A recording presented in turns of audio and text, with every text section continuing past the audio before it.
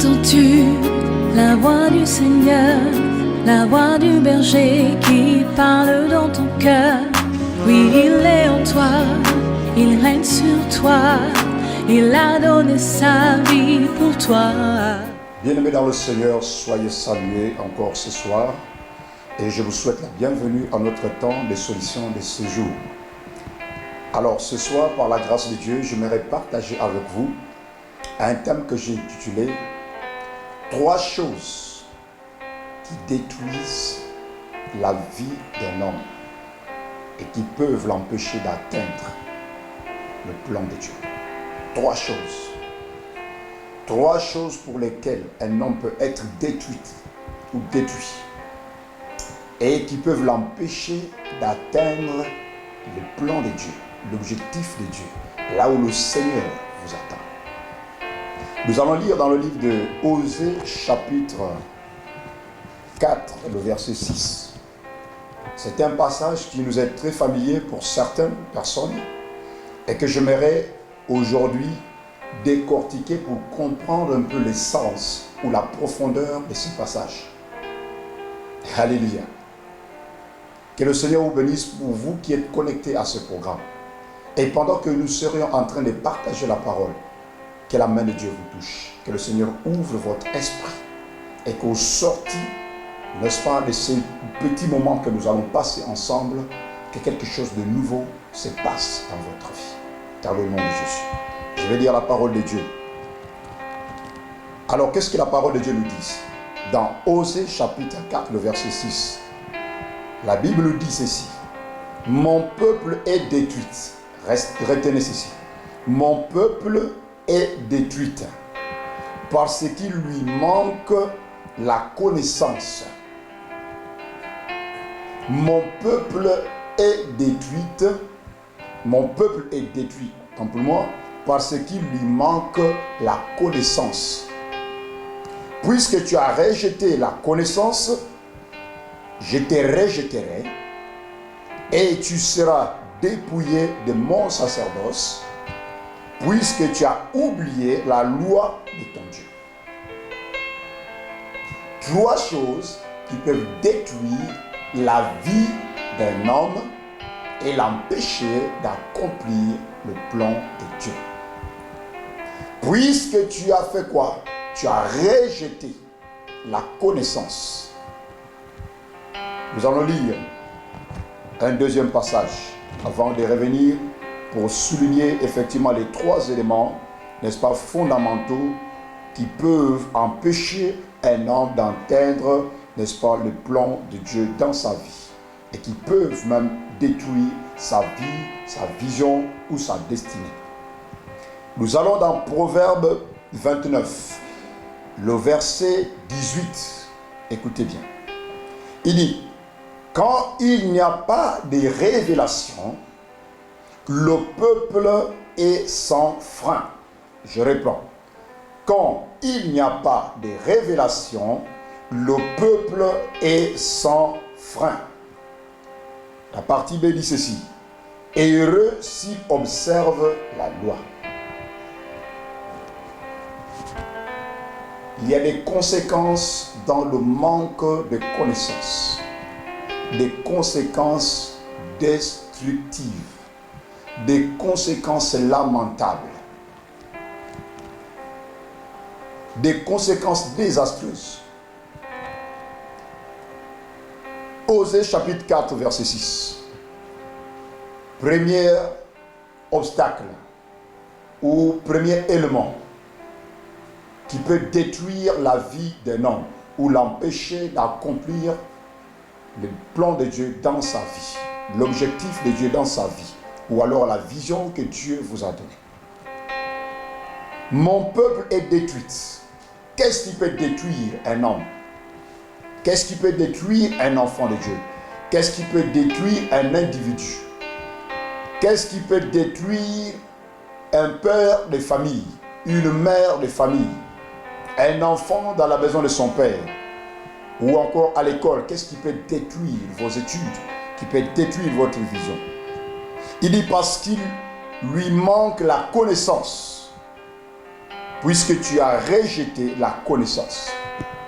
Le manque de connaissances détruit.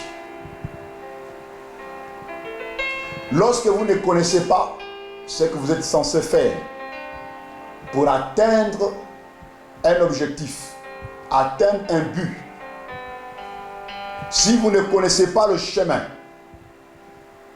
vous allez vous écarter de la voie qu'il faut emprunter pour arriver à destination. Vous allez vous perdre. Lorsque vous n'avez pas la révélation parle tout simplement de la connaissance de Dieu, de ce que Dieu nous fait découvrir, nous fait savoir. C'est ce qui est dans la pensée de Dieu, qu'il révèle à l'homme. Il dit, là où il n'y a pas, là où il y a l'absence, là où il y a le manque, là où il n'y a pas de révélation, là où il n'y a pas de connaissance, là où il n'y a pas la compréhension, là où il y a un manque de sagesse, ou là où il y a un manque d'intelligence, le peuple est sans fin. Le peuple périt. Si vous descendez une montagne en toute vitesse dans votre voiture et on vous dit que la voiture n'a pas de frein, qu'est-ce qui va se passer? C'est une catastrophe. C'est un accident. Il peut y avoir des morts. La voiture va se casser. Vous allez perdre des choses importantes. Les gens peuvent perdre des vies. Le frein, ça parle de l'assurance. La deuxième chose, c'est l'assurance. Et lorsqu'on parle de l'assurance, ça parle de votre foi. Parce que la foi est basée sur la parole. Dans Romains chapitre 10 au verset 17, la Bible dit que la foi vient de ce que l'on entend. Et ce que l'on entend vient de la parole de Dieu. Mais si vous n'avez pas la connaissance de la parole, il ne peut pas y avoir de foi. On ne peut pas parler de foi sans la connaissance de la parole de Dieu. Le manque de foi ferait que vous ne seriez pas sûr. Il n'y aura pas d'assurance, il n'y aura pas quoi? De foi. De pouvoir agir avec conviction. L'absence de la foi, c'est le manque de conviction. Vous allez agir avec légèreté, avec négligence. Et si il n'y a pas de foi, il n'y a pas de frein. Dieu est en train de vous amener quelque part. Vous devez mettre votre foi en Dieu. Si le Seigneur a permis que vous puissiez commencer ces projets, vous devez mettre votre foi en Dieu. Est-ce un voyage que Dieu vous a inspiré, il vous a mis à cœur, que vous devez voyager cette année? Mettez votre foi en Dieu.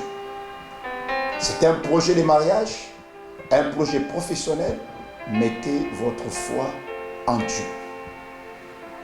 Alors, si vous mettez votre foi en Dieu, la Bible dit, si tu crois, tu verras la gloire de Dieu. Dans Jean chapitre 11, verset 40. La gloire est cachée. La gloire ne peut se manifester que si vous mettez votre foi en Dieu. Alléluia. La troisième chose qui peut faire qu'un homme puisse rater sa destinée ou rater d'atteindre le plan de Dieu ou le conduire dans la destruction, c'est le manque d'amour. Alléluia. Le manque d'amour. Vous savez, Jésus est le seul roi dans le ciel et sur la terre qui a manifesté un amour immense, inébranlable. Tous les rois de la terre envoient leurs soldats, envoient leur peuple pour aller mourir pour eux, combattre. Et lui, il survit. Il est derrière le peuple. Mais Christ est le seul roi qui a accepté de mourir pour son peuple. Il est le seul qui a accepté de mourir pour toi. À cause de quoi? Parce qu'il vous aime, à cause de l'amour. Là où il y a le manque d'amour, il ne peut pas y avoir de sacrifice. Il ne peut pas y avoir quelqu'un qui peut combattre pour vous. Il ne peut pas y avoir quelqu'un qui peut vous défendre. Il ne peut pas y avoir quelqu'un qui peut vous protéger. Il ne peut pas y avoir quelqu'un qui peut donner sa vie pour vous. Mon peuple périt parce qu'il lui manque. Il y a des choses qui peuvent faire qu'un homme puisse être détruit ou raté d'être accompli dans l'œuvre de Dieu. Le manque de connaissance, le manque de foi et le manque d'amour. Et Jésus a dit, je donne ma vie pour mes brebis. Il est venu donner sa vie pour vous et pour moi. Cette parole est une parole de saison. Je ne sais pas dans quoi vous vous embarquez, mais cherchez à avoir la connaissance. Faites des investigations. Cherchez à comprendre, à avoir une perception, une direction claire avant d'agir. Et si vous doutez, allez-y dans la présence de Dieu. Cherchez la face de Dieu, afin que le Seigneur vous donne la conviction pour bâtir votre foi. Et la troisième chose, faites-le avec amour. L'amour, c'est la passion.